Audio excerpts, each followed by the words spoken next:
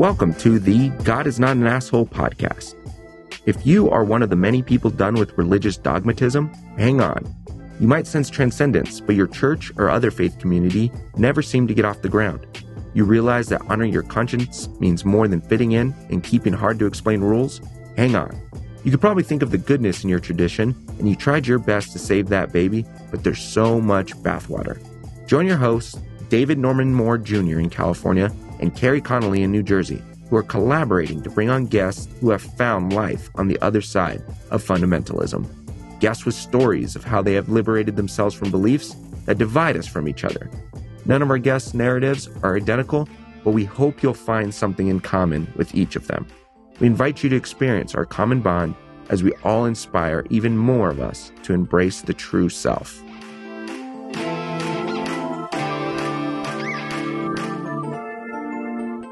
Everybody, we are talking, Carrie and I are talking with Samuel Kim, who comes from a Korean-American missionary family and grew up as a missionary's kid, Asian-American, Korean-American, and now he is a marriage and family therapist. He earned his MS in marriage and family therapy from Fuller's School of Psychology. And he graduated from Wheaton College with a BA in psychology. And he is now a therapist. He works at Oak and Stone Therapy, where he sees individual and couple clients struggling with depression, anxiety, trauma, and relational conflict. So we are so grateful for you to be here, Samuel, so that we can hear more of your story. Thank you so much for having me. It's been such a pleasure. Tell us a story of, you talked about the heaviness of being in China and seeing the extreme poverty in some places. Tell us another story, whether it's uplifting or saddening, that is in your memory from your growing up as a missionary's kid. I would say one set of memories, positive, I would say, for the most part. One of my friends, their parents, they run an organization, and my friends and I, every 2 months or so, we would go over and play games with the kids, tell them that they were loved and show them that they were loved. My parents, long-term missionaries, my brothers and I, so many of my friends, also MKs, missionary kids, we're so tired of seeing all these short-term missionaries come in, tell these kids, you're loved, leave and never come back. That does not feel like love to me. And so my friends, it was completely led by, this group of youths. We would go every 2 months to the same orphanage, meeting some of the same kids, playing games with them, showing them, we're trying to show at least consistently that you are loved, you are cared for, you are seen. And again, that was a glimpse of what I saw that the church could be a consistent form of love and self-sacrifice. Was there issues with the way that we did things? Yes, of course. But that was one of those. Did your seminary or your journey through Wheaton and Fuller, did they contribute at all to your deconstruction? Because I know for me, seminary pretty much like that was and my not one of my favorite sound bites from seminary was one of my professors who said, once you deconstruct, keep going, which was very good. She was trying to say, don't just stop at a big mess on the floor, keep going and rebuild your faith into something that works for you. How did your education contribute or not contribute to your deconstruction? Definitely contributed through conversations with friends, with things that I was learning from my professors. I very much do have experience both at Fuller as well as at Wheaton. What I sense to be a divide between like the students and some professors as well as like the larger administration. So definitely like within my groups of friends or with certain professors, I would do a bit of deconstructing, and then I would look over to the other side, see the administration and be like, that does not feel right. So there was a bit of both, I guess. So let me bounce this off off you, Samuel. When I hear the word deconstruction used by theologians, generally it is used by people who, at least in my experience, who have attended white seminaries. I don't, people who attend, particularly Black. I'm not familiar with the divinity schools of other ethnicities, but people who have attended Black divinity schools, I don't hear that word. I hear the word decolonization. Mm. And I'm wondering if there's something different there. I certainly hear both in my circles. I've led groups for specifically Asian American evangelicals, ex-evangelicals wanting to process through the hurts that they've experienced in the evangelical context, whether it be the white evangelical context and or the Asian American evangelical context. And certainly deconstruction, decolonization, these are all terms that we use in our conversations. I heard in one of my conversations last week at the convention, I thought this was so refreshing. A white woman said to me, "You decolonize, we uncolonize." Mm-hmm. And I'm still unpacking that, but I think she was onto something. That I'm very careful. Oh, I'm sorry, David. I thought you were done. No, you go.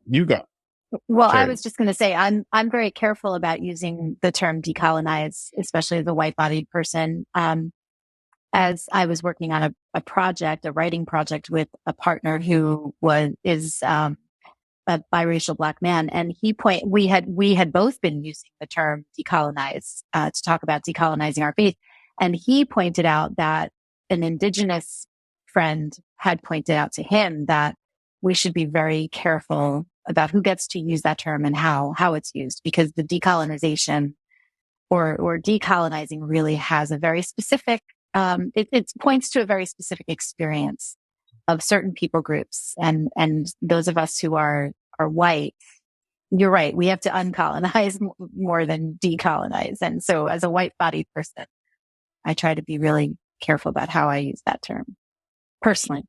And so I get that. And so the question that comes up, for me is there something, I don't know if it's a concentric circle or if there's a nexus here or what, but are we addressing different things?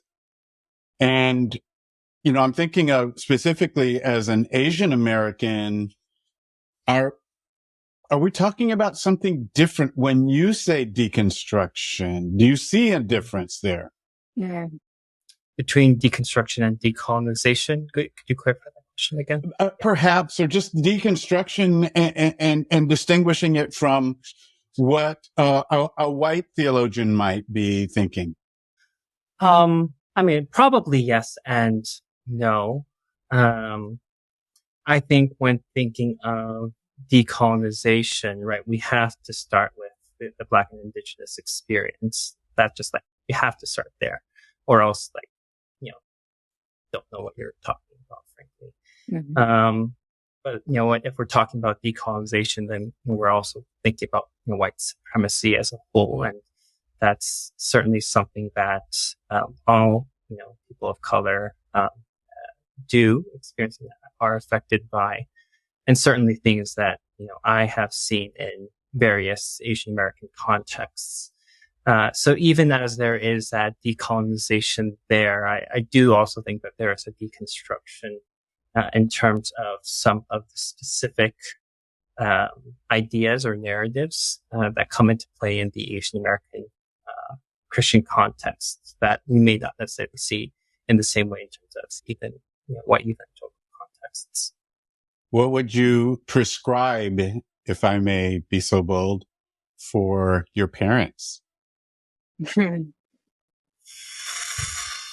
That's a big question.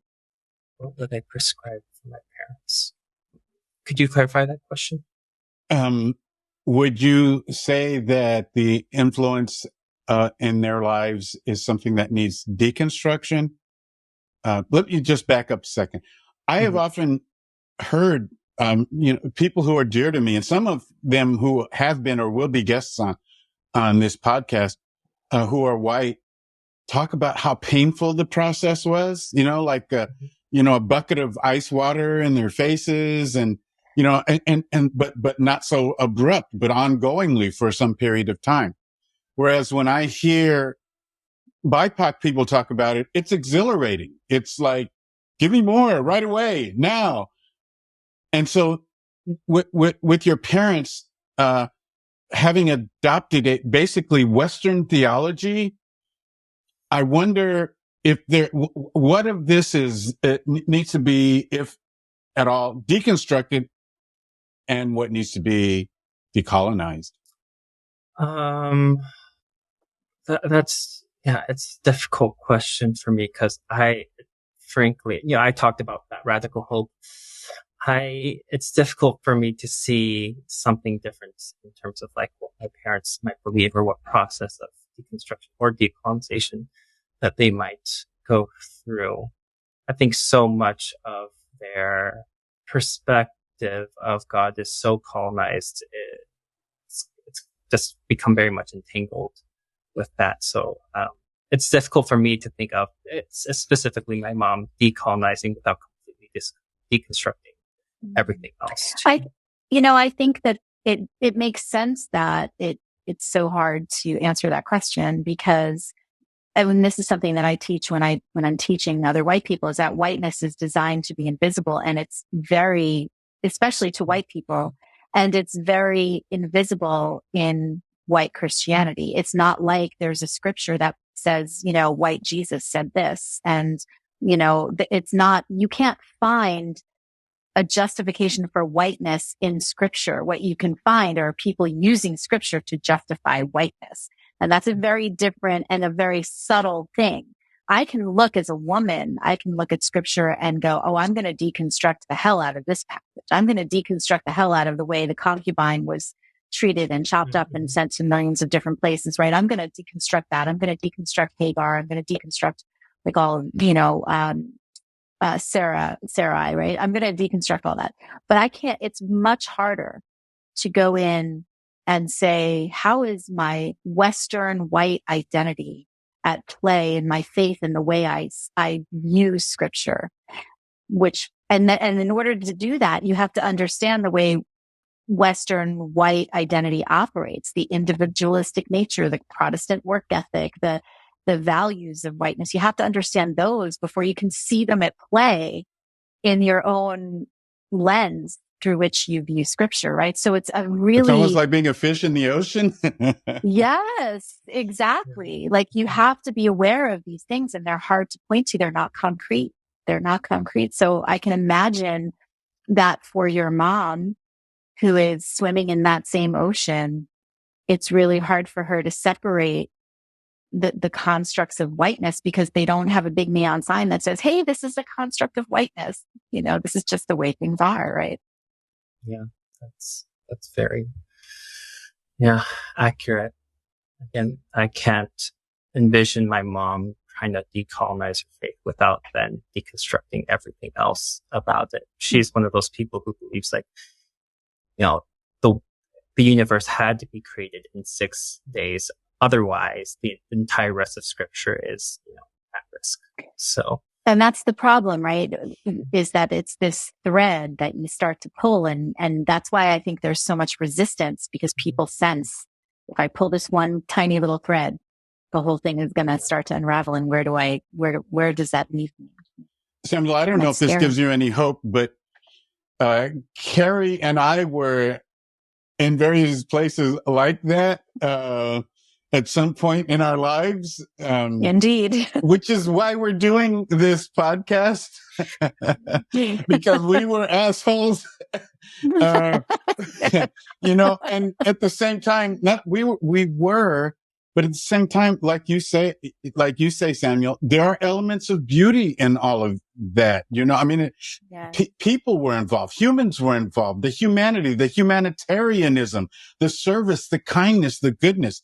The problem is that we isolate it to the Christian experience, and we can't see that, that Suchi Buddhists do the same thing, that that animists, they believe in humanitarianism. They care. They want to help the people of Maui. It's not just a Christian thing. And so when we're isolated and we feel like we have to be the missionaries to carry this message to other people, or else there's no hope for them, that's where it becomes a problem. Yeah. Samuel, did you want to respond to that, or? No. Okay. I think that too, one of the, and this is where I struggle on this side of being on the side of the church, is that, and I'm going to separate what I'm talking about. I'm not talking about the people who are holding the power in the institution of church. I think there's a lot of that they want to hold on to power. To your point, Samuel, earlier, whether they recognize that or not, they might not necessarily consciously be doing that. But so many of the people who, the lay workers, the lay people, the missionaries who are really doing this out of a sense of real love for Jesus and for people, right? And even those people who, and I'm thinking of some dear friends of mine who have come out and are living life openly as gay or trans or lesbian, and they have family members who are doing so much harm to them by saying things like, so worried that they're going to hell. Oh, I'm praying for you, like all of that kind of stuff. And yet even that is done out of a sense of love. It's misguided love, but that makes it so hard, because that they really do love you. They love you, and they don't want you to go to this construct called hell that they believe in. Right. And that makes this whole conversation that much messier and difficult, because most of the people, not all of them, by any stretch of the imagination, but many of them are really acting from a place of what they understand love to be, and that's hard. Yeah, I think it's really important to separate intention versus impact. You might have had the positive intention. The difference between intention versus impact. Yes. You can have great intentions and do absolutely terrible things. Mm-hmm. And your intentions do matter, because if your intentions really are to be good and not to hold on to power, then when you discover that you have done harm, you go, oh shit, I'm going to change my ways. I'm not going to do that anymore. Right. So so that's because we, as a person who has educated white people a lot, we've heard that message a lot. Your intentions don't matter. And I say, no, your intentions actually do matter. Because if you really truly have love as your intention, then when you realize you've done such harm to the point that you are putting people in physical danger, you have blood on your hands, then you will change your ways. But if it's all about power, you're going to stay stuck in your Carrie reminded me of something, Samuel, and I just want to get your thoughts on this and how you would respond. A month ago, a woman who used to live here in Southern California and attended our church moved to North Carolina, a red state, and I hadn't heard from her in a few years, and she called me because her pastor found out that her daughter, who was an adult and lives in another place, is a lesbian and in a relationship with another woman. And the pastor told her that she needed to tell her daughter that God hates that. Coming from your religious orientation and education, and knowing that you also went to schools that are still heteronormative, both Wheaton and Fuller, how does that strike you? Well, obviously it pisses me off. Obviously it's not the good thing to do. It's not the loving thing to do. Again, so much of that just feels so counter to what I've learned about God, and so much against what I learned about Jesus, and so much against what I learned about the Bible. That does not sound like that's coming from it's not a loving act. Again, perhaps I can't judge intention. Maybe it is coming from like well-intentioned, but very misguided place. But the act itself is harmful. And I think that's something that we have to acknowledge. And again, going back to that intention versus impact. If you do have good intention, Carrie, like you were saying, then that should allow you then to look at the negative impact of your behaviors and say like, hey, that was wrong. Exactly.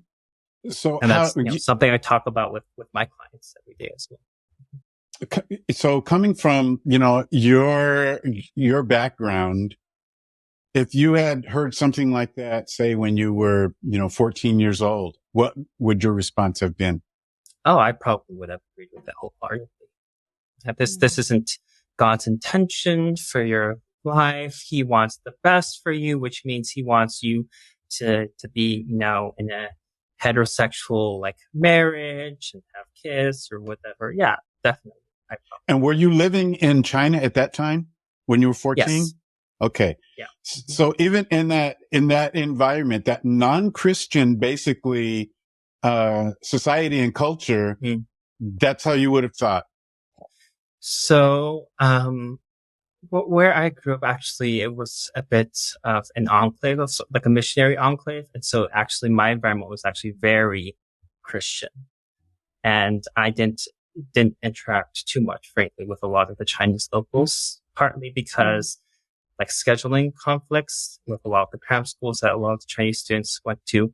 And partly because, my parents wouldn't want us to accidentally say something about them being missionaries and then for us to get kicked out. So do you feel like your parents are safe? I mean, there has been some change in China, but do you feel like they are secure functioning as missionaries there? So they're actually in Thailand. Oh, right they're now. in Thailand. They left China like weeks before they got kicked out. Several other missionaries who stayed got detained after them. So they're no longer welcome. Other missionaries, but my parents left before that happened. So that probably would have happened with your parents had they stayed in China? Probably. Yeah, again, my parents, well-intentioned, they're putting themselves through those unsafe situations, sacrificing a lot. And also, I very much disagree with a lot of what they're doing. Again, I do very much believe that they are engaging with others with a lot of love and compassion. And I do think that the people that they work with do very much see that. And also. It's not an if or that. It's not a black or white situation, no pun intended. Yeah. Like I like to say, there's Asian as well. It's not just black and white. That's true. That's true. Thank you for pointing that out. I don't want us to stop today without you saying something about your Asian evangelical community. Say more. Sorry. Say more about it. Well, I think a lot of Asian Americans as a whole, we find ourselves in this kind of awkward situation, right? We're not Black, we're not, indigenous. We haven't experienced the same kinds of persecution and discrimination. And also we're very much not white and don't enjoy those same privileges. And many of us, do experience a lot of microaggressions on a daily basis. And if you look at history, there is a lot that colonialism and white supremacy has done to affect a lot of Asian American people. And I think a lot of people in my generation are seeing a lot of those things and are finding that the communities that they grew up in, but the Asian American church, and for me specifically, the Korean American church, are saying like, oh, this does not align with, what I believe in and what I was taught. And also I don't really know where else to go with all of this. Because I can't, pretend that, I'm Black and, resonate with all the experiences and the history that I didn't have there. And also, again, I don't enjoy some of the same privileges of a white person. And so there is a particular kind of, deconstruction, decolonization, and that happens in some of those spheres. And, part of the reason why I've created this group is because I haven't seen a lot of spaces for Asian Americans to come together to talk about these important things. Do you feel like the group that you are growing is reflective of the of progressive, for lack of a better word, Christian or Christ-centered communities in other places, say around the country? Are you aware of those options for people that don't live near you? I am aware that there are some of those kinds of things. I am not too aware of many that specifically target Asian American, the Asian American population. Yeah, I was thinking of Jin S. Kim in Minneapolis, who is, I think, a Presbyterian pastor, but those words don't describe him. He influences me. I mean, he has over the past few years has informed my thought, as a liberationist. And yet he's a, Korean American, and leads a very diverse congregation that here, and I'm just going to cite him. His church is and has been for some years very diverse, but since 2016, and he kind of celebrates this. He says that we have fewer white people now. And he says the upside of this is that they're not dependent on white money to carry out, their work in their community. And of course, you being in the LA area, I'm sure you're familiar with Sung Chan Ra. I mean, he has kind of begun to work at Fuller and instead of just in Chicago now. But I'm not aware of like this huge. I know some Mennonites. Sue Parker. Are you familiar with Sue Parker? Okay, she's a Mennonite in the LA area. She and her husband Hyung, who is Korean, she's Korean American. They started a group called Reconciliation in the LA area, and it came out of. And so it's been around a while. It came out of the Rodney King issue. When he was beaten and then the uprising took place and a lot of Koreans, they were in conflict with African Americans in LA, as you'll recall that story. And Sue and Hyun started, with some other Korean Americans, this group to bring healing, in the groups. And so Sue thinks, and she's a progressive, Christian. But I don't know. I couldn't just rattle off a whole bunch of communities, and I'm just wondering if you're conscious that they might even exist at all.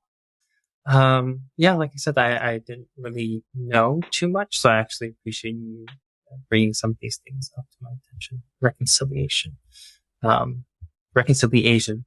Oh, yeah, that's great. I know. Look into that. So as we finish up, because we're closing in on the hour, which went by so fast. I so appreciate you being here. But I would love to know what, if you could say one or two sentences to those who are in a situation similar to yours, where they long for the community of a church. Maybe they haven't found it yet. What sort of message of radical hope do you have for them? That's a good question. It is. I probably would say something along the lines of grief is a part of healing, and grief takes time, and grief is an ongoing process, but it's something that can be done. Yeah. Maybe not the most like sparkles and rainbows kind of a thing, but again, I don't think hope is often that. I agree. I think hope is dirty and messy and not sparkles and rainbows. It's gritty. It's gritty. So I love that. Thank you so much. That was beautiful. Needed to be reminded of that. So thank you both. Well, what a pleasure it has been, Samuel. Thank you so much for taking the time to be on the podcast today. It was a pleasure getting to know you. Thank you. Thank you so much for having me. I really appreciate it. Yeah. We just love hearing your story and, the stories of people who have similar but different experiences of emergence and recovery. And really, you're describing hope, because you're coming into a place of greater fulfillment in living, in being in the world, in community with so many more people now. So, peace be upon you. Yeah, love it. Awesome. Thank you both so much. Thank you so much for being here today. We are people who have left behind performance-based religion and the shame that comes with it. Maybe you have a personal liberation story to tell, and we want to know about it.